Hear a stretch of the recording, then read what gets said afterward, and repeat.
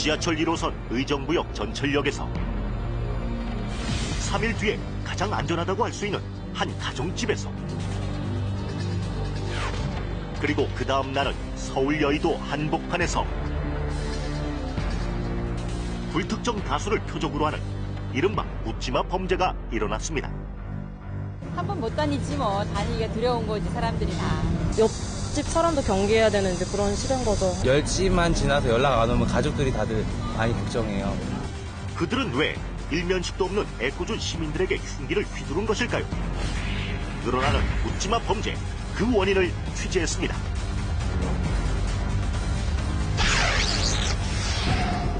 지난 22일 저녁 7시 15분 서울 여의도의 퇴근길. 한 괴한이 여성에게 흉기를 휘두른 뒤 도망가는 남성을 향해 돌진합니다. 남성을 찌른 뒤에도 멈추지 않고 이번엔 다시 처음 흉기를 휘둘렀던 여성을 쫓아갑니다. 전력을 다해 도망치는 여성 뒤를 파란 옷을 입은 30살 김모 씨가 흉기를 든 채 뛰어옵니다. 김모 씨는 맞은편에서 오는 여성과 맞닥뜨리자 수차례 흉기를 휘두릅니다. 전 직장 동료에게 앙심을 품은 범인은 여의도의 한 골목을 오가며 동료 2명과 행인 2명에게 흉기를 휘둘렀습니다. 그날 현장에서 우산으로 범인을 제압한 김정기 씨. 그는 고 김대중 대통령의 수행부장이었습니다. 이 새끼, 너 칼 안 버려? 막 아주 하늘이 예를 들어서 떠나갈 정도 크게 했어요, 제가 소리를. 처음에는 이제 같이 이제 막 대응을 하려고 했습니다. 그러다가 이제 압박을 느꼈는가 어느 순간에 칼을 자기 목에다 갖다 대었어요. 다른 사람들은 너 저 칼을 버려라. 칼 버리면 다 끝났다. 괜찮다. 이렇게 이제 안정을 시키려고 말을 계속 하니까 아주 기분 나쁘게 이제 웃었어요. 궁지에 몰린 범인은 15분 만에 경찰에 붙잡혔습니다. 그는 왜 무고한 시민에게 흉기를 휘두른 것일까요? 처음에 사방에서 사람들이 달려드는데 겁나고 무서워 둘이 도망가는데 앞에 오던 사람들이라도 더 막는 것처럼 보였던 것 같아요. 여의도 사건이 있기 전날 수원에서도 이와 비슷한 사건이 일어났습니다. 지난 21일 새벽 1시경 한 남성이 다급하게 차도로 뛰어듭니다. 차에 치일 뻔한 상황을 가까스로 모면한 이 남성이 향한 곳은 인근의 한 가정집. 자고 있던 일가족에게 무차별 흉기를 휘둘러 아버지는 그 자리에서 숨지고 엄마와 아들은 크게 다쳤습니다. 동네 주민들은 여전히 공포에 떨고 있었는데요. 무섭지요? 사람이 동네 들어오니까 막 솔직한 거야. 가서 쓸어내는 거지. 방향만 바꾸고 저도 바뀌는 겁니다. 그날 비명소리를 들은 주민은 아무도 없는 걸까? 그걸 비우고 문 닫고 TV 틀는 게 모르겠어. 그래도 여기 막 소리 지르고 이러는 건 모르겠어.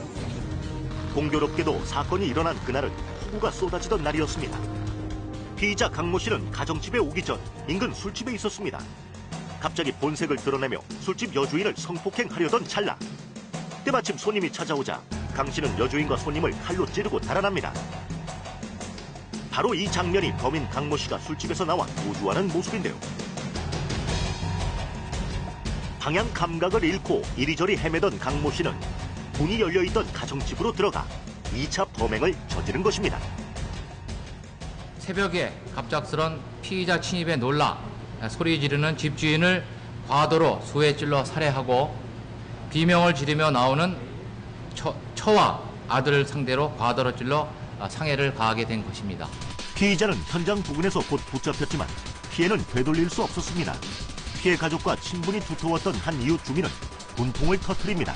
내가 나한테 전화를 해서 이 언니가 전화를 새벽 1시에 했나 보다 하고 내랑 여자고 내가 전화를 안 받아버린 거야. 아, 나 진짜 미치겠네. 그때 왔어. 그때 막 전화를 받았으면은 뭔 일이 내가 신고를 했어도 했죠. 난 무관심하게 낮에 전화한 생각만 하고 내가 안 받은 거야 그거를. 그러니 어떻게 하면 되냐고. 다세대 주택이었던 피해자의 집 대문은 고장이나 문이 닫히지 않은 지 오래라고 합니다. 그런데 왜 현관은 열어둔 것일까요? 12년째 문 한번 잠궈본 적이 없대. 다 열어놓고 살아요. 그냥 들어가고 저기는 맨날 열어놓고 살아. 우리는 어떤 어디가 있어? 했어, 어머? 저도 그날 계속 내가 그냥 낮게 받았어. 성함에서. 사건이 일어나고 3일째 되던 날, 인적이 끊긴 시간, 피해자의 집에서 인기척이 들렸습니다.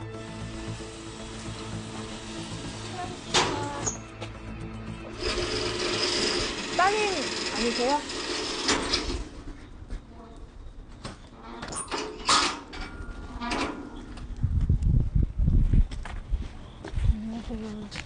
죄송한데 어머님이랑 아드님 상태만 어떤지만 좀 여쭤봐도 될까요, 지금? 방 안에서 나오지 않아 가까스로 가족 중 유일하게 피해를 면했지만 딸은 그 충격으로 입을 굳게 다문 채 어두운 골목을 홀로 빠져나가고 있었습니다. 그렇다면 범인은 대체 무슨 이유로 이런 일을 저지른 걸까요? 사건의 발단은 20일 오전으로 거슬러 올라갑니다. 특수 강간 등 전과 11범으로 7년간의 복역을 마치고 2달 전쯤 출소한 강모 씨.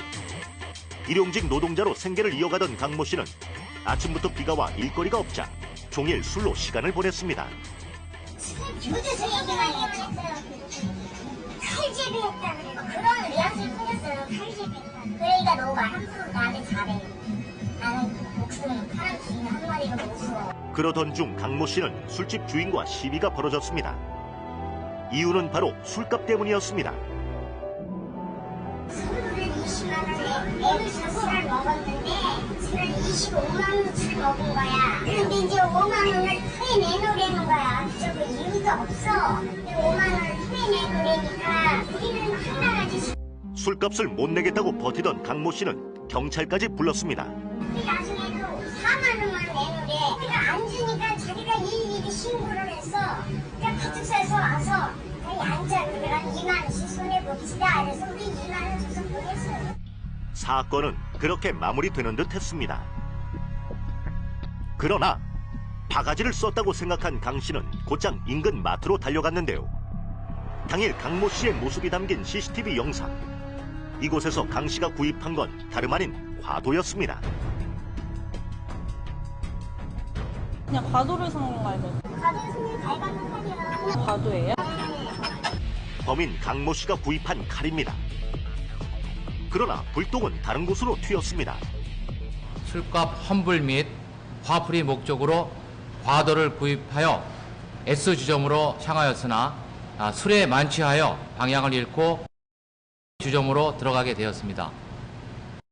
주점에서 과거 모욕을 당한 경험이 생각나 과도로 여주인을 위협 후 강간을 시도하였으나 술값 몇만 원 때문에 빚어진 참사. 시비가 붙었던 술집 종업원들은 가슴을 쓸어내립니다. 살걸라고 물렁물렁 하더라니까.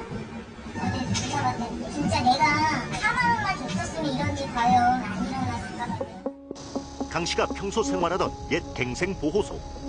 사건 당일 강 씨는 요양병원에 있는 어머니 면회를 가겠다며 외출 허가를 받았습니다. 형을 다 산 사람이 국가에서 강제할 방법이 있습니까? 본인이 여기 좀 무슨 갈 데 어떻게 좀 있겠습니다 하니까 와서 여기 있으면 열심히 잘 살아가는데 그렇게 준비해서 나갈 준비를 하고 사회 적응할 준비를 하는 하나님 보시고 지원하는 것이지 다른 강제성을 띠고 하는 것은 아니에요. 보호소 측은 극도로 말을 아끼는 모습이었습니다. 지금 벌써 민원이 나와 난리가 났잖아요. 군대들 어디 가면 됩니다. 바로 나를 볼지도 모르는데. 또 한 가지 의문점이 있습니다. 전과 11범, 성범죄 전력까지 있던 범인은 왜 전자발찌를 차고 있지 않은 걸까요?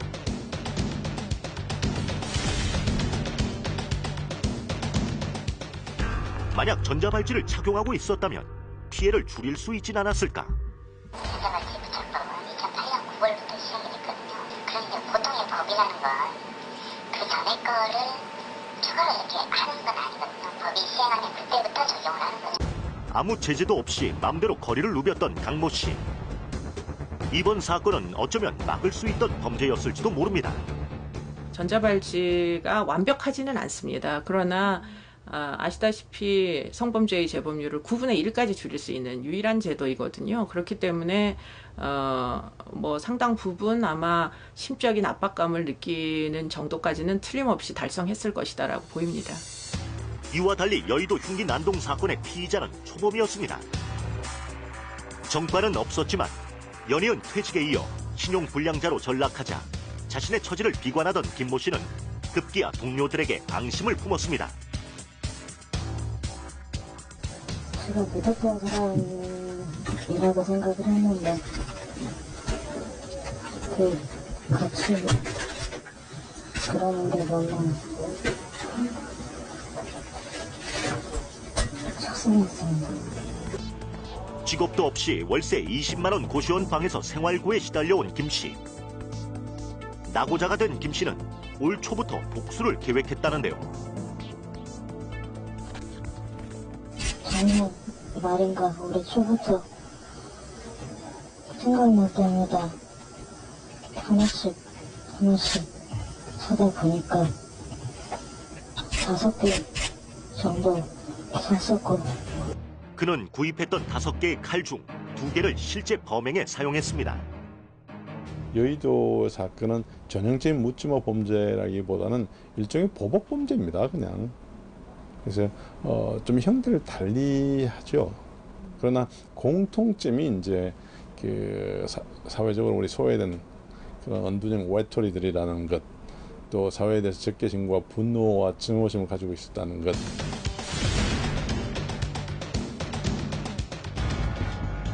묻지마 범죄가 계속 증가하는 가장 큰 이유로 전문가들은 사회에 대한 분노를 꼽습니다. 여의도와 수원 묻지마 범죄의 피의자들은 모두 생활고에 시달리고 있었고 안정된 직장이 없었습니다. 우발적인 이유 때문에 범죄를 저지르는 경우는 그 순간적인 울분을 참지 못하는 그런 경향성들을 많이 보이거든요. 두 번째 공통점은 그들 곁에 가족과 친구도 없었다는 점입니다. 오셨다면 좀 말소리 드리고 싶을 텐데 그런 적이 거의 없었거든요. 여의도 사건의 피의자는 10년째, 수원 피의자는 20년째 가족과 단절된 채 소외된 삶을 살았습니다. 가족이 일종의 완충지 역할을 해서 선량한 시민들의 피해까지로 이어지지 않는 경우들이 많이 있는데, 문제는 가족조차도 지금 이런 문제가 있는 사람들을 버리거나 아니면 뭐 관계가 소원한 경우에는 결국에는 이제 무고한 시민들에게 그런 스트레스의 어떤 분출이 결과적으로 초래된다는. 이 같은 특징은 의정부 전설역에서 발생한 흉기 난동 사건에서도 나타납니다. 지난 18일 퇴근 무렵 10분간 무차별적으로 휘두른 흉기에 모두 8명의 승객이 다쳤습니다. 그날 피의자 유 씨는 전동차 안에 침을 뱉으며 칸을 이동하던 중이었습니다. 이때 침을 맞은 승객 한 명이 항의를 하자 화가 난 피의자가 칼을 꺼내들었고 칼부림은 이후 7명에게 계속됐습니다. 그러니까 이제 평소 일이 좀 안 되고 그다음에 일감도 좀 부족하고 뭐 생활고도 좀 적고, 이 사람이 평소 이제 직업 소개서를 통해서 이제 목수일도 하고 공사 현장에서 일감을 이렇게 찾잖아. 네. 근데 이제 그런 일감도 없고 하니까 유 씨는 10년 동안 일정한 직업도 집도 없이 떠도는 전형적인 은둔형 외톨이였습니다. 그런데 그는 왜 칼을 소지하고 있었던 것일까요? 공사 현장에서 목수 이런 것도 했고 옛날에 뭐 재단도 했고 했다고. 네. 그러다 보니까 이제 그걸 그 공사 현장에서도 그거 필요했고 자기가 이제 대처하고 하니까 혹시 그런 거에 대비해서도 자기가 이제 그런 걸 좀 가지고 다니고. 이렇게 일주일 새 발생한 사건만 7건, 20명의 사상자가 났습니다. 무차별 공격에 시민들은 거리에 나서는 게 두려울 정도입니다. 엘리베이터 같은 것도 탔는데 이제 모르는 남자 타고 그러면 더 불안하기도 하죠. 여의도에서도 흉기 사건 일어나고 그랬어가지고 그냥 지하철도 무섭고 그래요. 서로 사람들끼리 이제 점점 더 불신을 할 테고, 그게 사건이 사건을 낳고 그런 식으로 계속 그게 점점 더 커져가는 게 아닌가, 그래서 많이 불안하죠. 특히나 묻지마 범죄는 때와 장소를 가리지 않고 발생하기 때문에 공포감이 큽니다. 폭력 범죄는 되게 그 어떤 특별한 동기들이 있습니다. 구체적인 동기가. 그런데 이 묻지마 범죄는 언제 어디서 누가 누구에게 무엇을 어떻게 할지 아무도 예견할 수 없습니다. 예방도 어렵고 그래서 더더욱 국민들이 더 공포스러워하죠.